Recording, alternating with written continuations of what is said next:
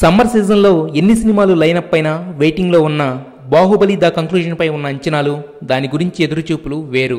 ఎందుకంటే కట్టప్ప బాహుబలి ఎందుకు చంపాడు అన్న ఒక్క డైలాగ్తో ఒక సినిమా గురించి 2 ఏళ్ల పాటు ఎదురు చూసేలా చేయడం, ఆ ఆసక్తిని అలానే నిలిపి ఉంచడం రాజమౌళికే చెల్లింది. ఇక ఈ సినిమా షూటింగ్ కంప్లీట్ అయిపోయింది. Trailer work almost finish.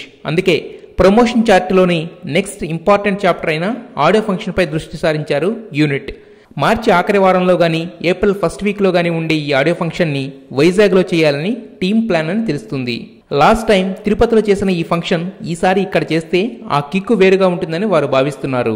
కానీ ఫ్యాన్స్ మాత్రం తిరుపతిలో శ్రీ వెంకటేశ్వర స్వామి ఆశీస్సులు అందుకునేలా ఫస్ట్ పార్ట్లానే సెకండ్ పార్ట్ ఆడియో కూడా ఇక్కడే రిలీజ్ చేయాలని డిమాండ్ చేస్తున్నారు. ఇండస్ట్రీలో సెంటిమెంట్స్కి ఎప్పుడు ఫస్ట్ ప్రైజ్ ఉంటుంది.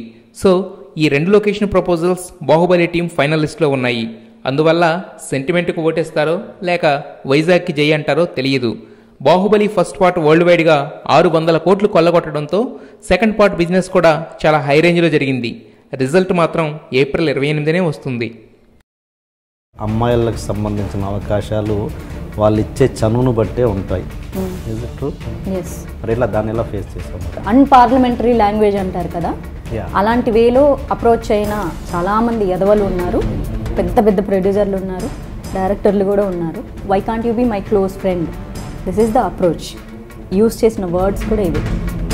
నేను ఇచ్చింది